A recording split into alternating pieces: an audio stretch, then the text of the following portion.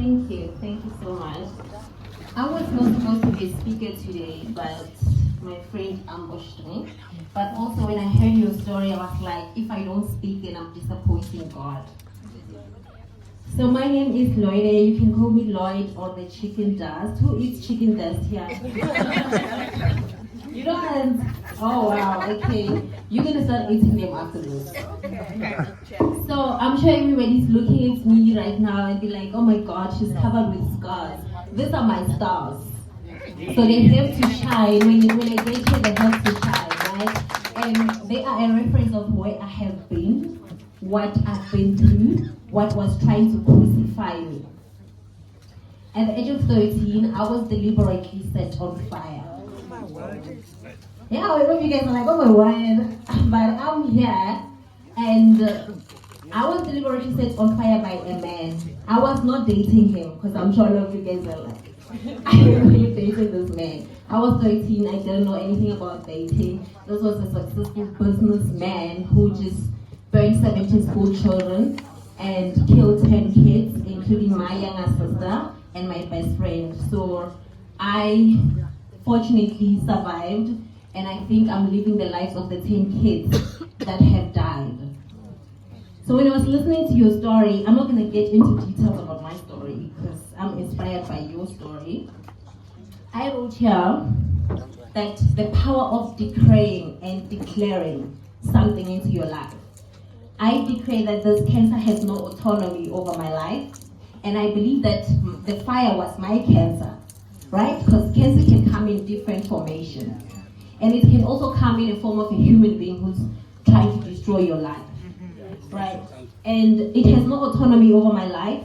You don't have the power to determine my lifespan, because the moment we hear about cancer, the first thing that we do is give cancer hope to death and not give life hope. I think that you are not just a survivor, you are a savior. You waking up and listening to your body and going to hospital, that makes you a savior, because the moment you step into the hospital, get diagnosed and heal, you are going to save a lot of people's lives. You came to this event to share your knowledge. A lot of us don't have knowledge of cancer. You saved us. We're going to start listening to our bodies and stand up and go to hospital, because God has given us the power of healing. We are healed by Jesus' crucifixion already. We just need to step into the power of healing and invite healing in our lives. So you are not just a survivor, you are a savior. And the world normally crucifies us when we are alive and celebrates us when we are dead. So you survive the crucifixion. And also the mindset that we have, as you said, when we hear about cancer, when you get diagnosed of anything, any type of cancer in your life, whether it's a car accident, when you are on life support, people are already preparing your funeral instead of preparing the life when you're coming out of the hospital. Because there is a possibility of coming out, breathing, and living beyond people who look healthy. So we need to celebrate each other when we're alive, instead of crucifying each other when we're alive and then celebrating people when they die. So I would like to celebrate you and not crucify you. And every other person who's going through a lot, we want to celebrate the strength that you have to wake up every morning and not judge yourself according to the wounds that you have. Because those are the reference of where you have been. You've been under the knife. Being under the knife is not easy, because many don't make it alive. But you need to keep your mind alive in order to live. The moment you walk into an operation, this makes you a savior. You are saving many people's lives.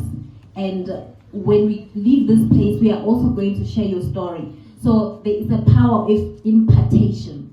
If you don't get imparted when you are in this room today, then I don't know why you came here.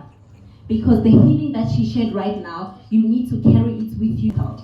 So we need to declare that the cancer cannot be in my mind right now. I have to think about healing than the cancer. Because when we pay attention to the cancer, then we're giving it the power to determine how we're going to wake up in the morning. We need to tell the cancer that you don't have that power. You cannot take over my mind. The devil wants to contaminate your mind first before the cancer even spread into your body.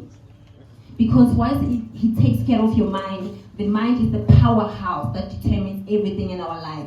And when the mind is contaminated by pessimistic and the devil is taking care of it, then you won't have the power anymore because you've given the power to the devil through the cancer. So I'm really proud of you standing up here today. And I want to leave you guys with